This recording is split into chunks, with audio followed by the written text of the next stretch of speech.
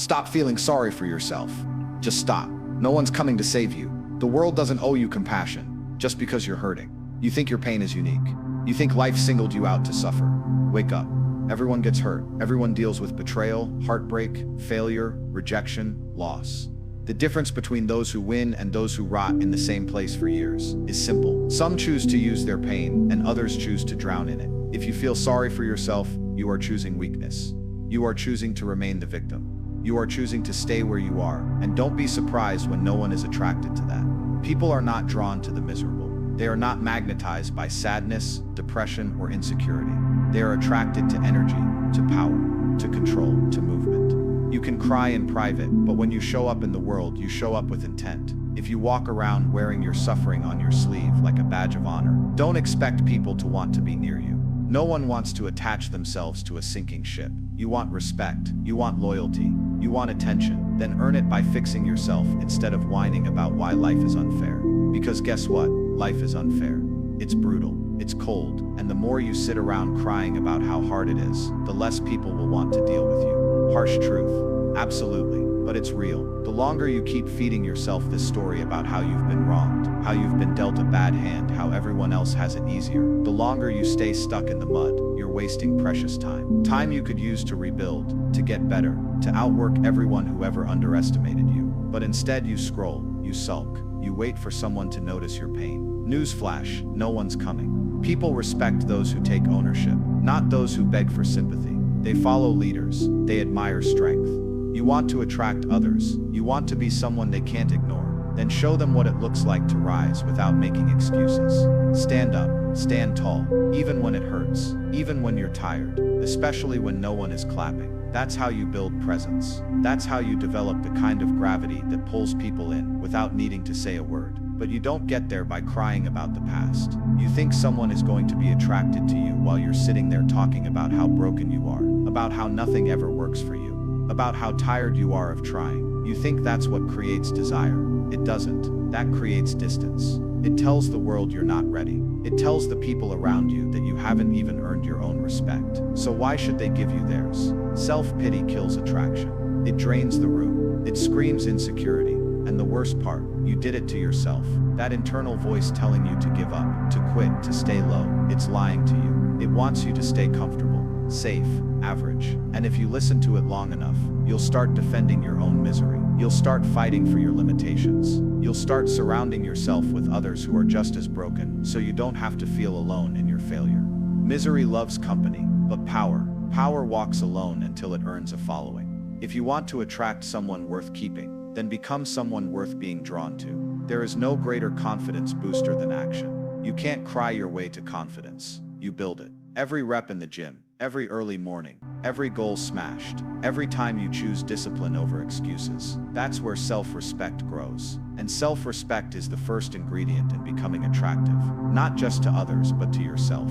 Because once you respect yourself, you stop needing validation. You stop chasing attention. You stop seeking love from people who never earned yours. And ironically, that's when the right ones start noticing. If someone is attracted to you, it won't be because you played the victim better than anyone else. It'll be because you carried yourself with strength, even when you had every reason to collapse. It'll be because you didn't let your pain make you pitiful. You let it make you powerful. People admire those who use struggle as fuel. That's where real presence comes from. That's how people start looking at you differently. Not because you asked them to, but because you've become undeniable. And let's be real, the world is already full of emotionally unstable people looking for someone to carry their baggage. Don't be another one. Be the one who handles their own. Be the one who brings clarity into the chaos. Be the one who can take a hit and keep moving forward without becoming bitter. That's rare, that's valuable, that's attractive. So next time you feel sorry for yourself, stop, pause, look around. No one's coming to rescue you. No one's going to feel bad enough for you that your life magically changes. It's on you, always has been, and the moment you accept that is the moment you start winning. You've got pain? Good, use it. Turn it into fuel, into purpose, into power. You're broke? Fix it. You're out of shape? Train. You're alone? Build. Stop waiting for someone to understand you. Understand yourself first. Show the world what happens when someone refuses to stay broken. That's how you go from being invisible to magnetic. That's how you go from being ignored to being someone they can't stop thinking about. It's not magic, it's work. It's self-respect, it's discipline, and it starts the moment you stop feeling sorry for yourself. Strength, control, purpose. That's what people are really attracted to.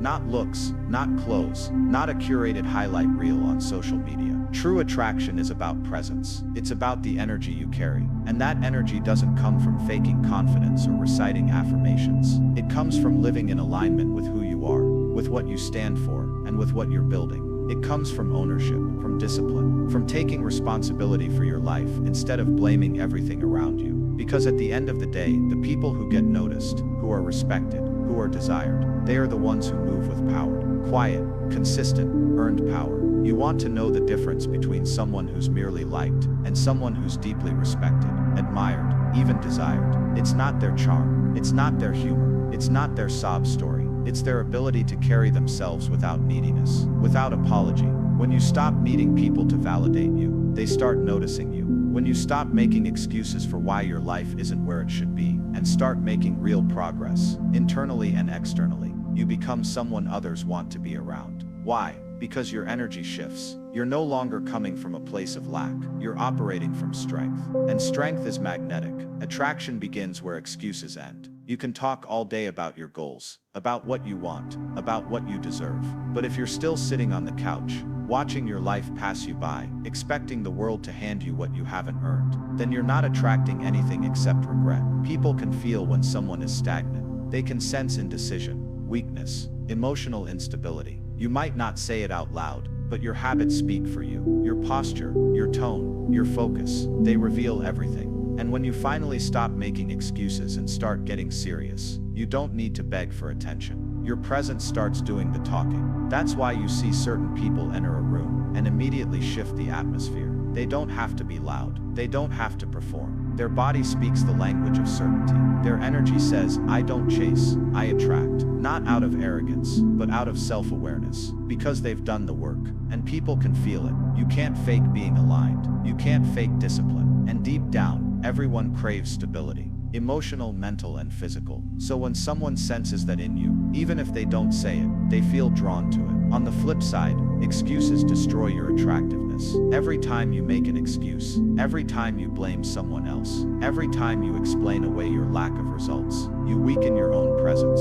You lower your value, because what you're saying is, I'm not in control. And people are not attracted to chaos. They may be entertained by it temporarily, but they don't respect it. And without respect, there is no lasting attraction. It doesn't matter how pretty your face is or how smooth your words are. If you live in a world of excuses, no one will take you seriously. The truth is, effort is sexy. Responsibility is powerful. The ability to show up, day after day, without needing applause, without needing hand-holding, that makes people pay attention. Because it's rare. Most people quit when it gets hard. Most people crumble when the pressure hits. But when someone sees that you keep showing up, regardless of setbacks, regardless of pain, that's when you become different. That's when you become someone they can't ignore.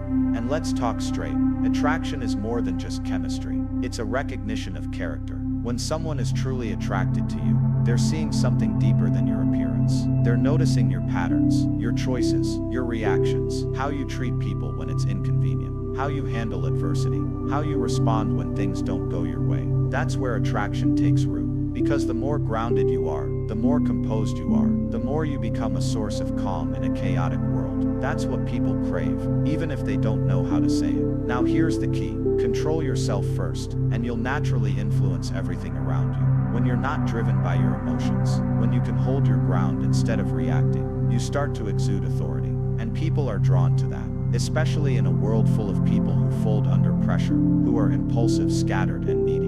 You want to stand out, be disciplined, be focused, be calm. That's the foundation of true presence. You don't need to advertise your value to the world. Just build it. Become someone who doesn't talk about the grind, but actually lives it. Someone who doesn't whine about problems but solves them. Someone who doesn't seek comfort but chooses growth, even when it hurts. The moment you stop playing the victim and start owning your life, your entire energy shifts. You walk differently, you speak differently, you become different. And people feel that. That's when attraction becomes inevitable. Not because you chased it, not because you tried to manipulate it, but because you became undeniable. That's what happens when effort replaces excuses. When your work ethic becomes louder than your words. When your direction is clearer than your doubts. You stop trying to get people to like you, and you start making them respect you. And with respect comes attention. With attention comes connection. And with connection, real attraction begins to grow. So look in the mirror. Ask yourself, am I operating from excuses or from execution? Am I building habits that align with who I say I want to be? Because if the answer is no, then don't be surprised when no one takes you seriously. You can't fake being on a mission. Either you are, or you're not. And when you are, the world responds. The right people show up, not because you begged for them, but because you became the version of yourself they were waiting to meet. Stop running your mouth, and start building your life. Stop looking for shortcuts, and start mastering your path.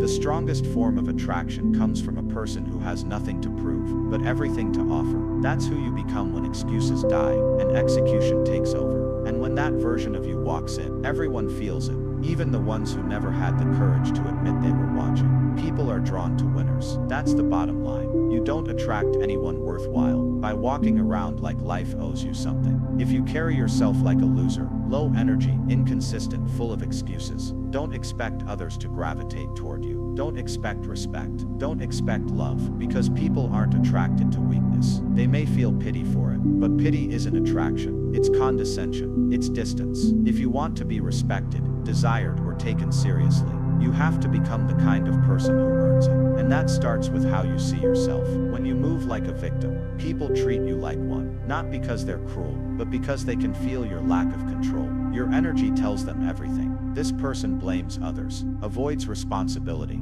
and seeks validation instead of growth. That energy repels real connection. Winners, on the other hand, radiate something else entirely. They're not better looking, more talented, or luckier. They're just grounded, composed, focused, and that draws people in like a magnet. You ever notice how some people walk into a room and immediately command attention without saying a word? It's not magic. It's self-respect. It's the weight of their presence. It's the reputation they've built with themselves behind closed doors. People feel that, and they respond to it. That's what being a winner really is. Not someone who's always celebrating victories, but someone who has built the habit of showing up, staying disciplined, and not folding under pressure. That kind of character is rare, and what's rare becomes desirable. Now let's be clear. Being a winner isn't about arrogance. It's not about being better than everyone else. It's about being better than your excuses, better than your circumstances, better than the version of you that used to complain, procrastinate, and give up. When you do that, your self-image shifts. You start respecting yourself. And when you respect yourself, others can't help but do the same. Attraction flows naturally toward confidence, rooted in discipline, not the fake loud kind, but the calm, unshakable kind. You want someone to want you. Be someone worth wanting. Be someone who doesn't get thrown off by every little setback. Be someone who doesn't depend on approval. Be someone who keeps building, keeps learning, keeps moving forward. That's how you stand out. In a world where most people give up at the first sign of discomfort, resilience becomes a superpower. Emotional control becomes rare, and rare is attractive. Here's a truth you won't hear often. Attraction isn't created by chasing, it's destroyed by it. The moment you beg, cling, or overextend yourself to keep someone around, you've already lost your value in their eyes. People don't chase what's desperate, they chase what's strong, what's certain, what's moving with purpose. So if you're constantly wondering why people pull away, ask yourself, am I moving like a winner? Or am I looking for someone else to validate my worth? Real attraction starts when you stop needing it. When your life is full enough, driven enough, focused enough, that you're not waiting for someone to complete you. That's when others feel safe attaching themselves to you. Because you're not a burden. You're not emotionally unstable. You're not a project. You're an asset. And assets get pursued. Projects get avoided. You can't fake this. You can't fake being grounded. You can't fake self-discipline. You either have it or you don't. And if you don't, then get to work. Build it, earn it. Because the world isn't going to slow down for your feelings. And no one's attracted to someone stuck in a loop of failure and blame. People are drawn to momentum, to those who rise no matter how many times they fall. Because deep down, everyone wants someone they can trust. And you can't trust someone who constantly breaks under pressure. Stop trying to convince people you're worth loving. Just become the kind of person who doesn't need to be convinced. That's where the game changes. That's when people start noticing you differently. Not because you're louder, not because you're trying harder, but because you've shifted your focus. You've turned inward. You've stopped waiting for external approval and started building internal certainty. And yes, that takes time. That takes work. But every rep you put in, every early morning, every uncomfortable choice, that builds the version of you who walks into rooms with authority, who speaks with confidence, who doesn't chase people because they chase him or her. That's the truth most people don't want to hear. If you feel invisible, maybe it's because you haven't earned visibility yet, but you can. That's the power. You can change everything right now by choosing to show up differently, by choosing to stop thinking like a victim, by deciding that from this point on, you're going to build the habits of a winner, not for applause, not for attention, but because that's who you need to become to live the life you say you want. And when you do that, when you actually commit to growth instead of comfort, everything changes. People feel the difference. You walk differently, you talk differently, your eye contact is sharper, your decisions are cleaner, you're not scattered, you're not needy, you're a force, and people are drawn to force. Always have been, always will be. So if you're sitting around wondering why no one's chasing you, ask yourself, what are you giving them to chase? If the answer is excuses, emotions, and insecurity, then you already know what needs to change. You don't need another motivational video. You need to raise your standards and start moving like someone who expects to win, not someone who's waiting to be saved. Attraction is not a trick. It's not a line. It's not a tactic. It's a reflection. You attract what you reflect. You want loyalty, passion, intensity. Then become the kind of person who lives that way. Become the person who demands respect, not with words, but with action. And when you do, when you really embody that standard, people won't just notice, they'll pursue. Because winners don't beg, winners lead, and people follow strength every single time. Your life isn't going to change until you change your standards. Not your goals, not your dreams, not your affirmations, your standards. Because goals are nice, dreams sound inspiring, but standards determine what you tolerate, what you allow, what you settle for. If you don't change the standards you live by, you will always fall back into the same patterns. You'll keep attracting the same kinds of people. You'll keep experiencing the same frustrations. You'll keep wondering why nothing's improving, while you do the same mediocre things. Day after day, nothing changes until you do. Look around at your life. Everything you have, everything you're experiencing, is a reflection of your standards. Your body, your bank account, your relationships, your confidence. It's all the result of what you've decided is good enough. If you're out of shape, broke, emotionally unstable, chasing people who don't respect you, it's because somewhere along the way, you decided that was acceptable, that you could live with that it was okay to lower your expectations, instead of raising your discipline. Here's the truth. People treat you how you teach them to treat you. They look at how you handle yourself, how you speak, how you walk, how you enforce your boundaries. They observe the way you tolerate disrespect, how quickly you fold, how fast you forgive betrayal. You set the standard for how they treat you. And if you allow weak energy, if you accept half effort, if you tolerate being overlooked, that's exactly what you'll continue to receive. Not because others are cruel, but because you told the world that this is what you're okay with. Changing your standards means raising your baseline. It means refusing to accept what doesn't align with who you want to be, even when it's uncomfortable, especially when it's uncomfortable. You want better relationships. Stop chasing people who treat you like an option. You want more money. Raise the standard on how you use your time. You want more respect. Start respecting yourself with your actions, not your words. This isn't about being perfect. It's about being intentional, about realizing that your current standards are either pulling you forward or holding you back. And if they're holding you back, then it's time to get ruthless about what you allow into your life. That means cutting out distractions. That means upgrading your environment. That means saying no to people, habits, and emotions that used to run your life. Because once you set a new standard, everything beneath it has to go. And here's what happens when you do that. People start paying attention. When you raise your energy, when you become more focused, more disciplined, more aligned, others can feel it. You don't need to post about it. You don't need to announce it. They see it in how you carry yourself, in the way you speak, in the boundaries you enforce. You become someone of value, someone with clarity, someone others want to be around. Not because you're begging for attention, but because you've become magnetic. Attraction begins the moment you decide you're no longer available for anything beneath your worth. That's when the game shifts. When you stop tolerating weak connections. When you stop pouring energy into people who drain you. When you stop giving second chances to situations that should have been closed a long time ago. You build a new standard not by talking about it, but by proving it every day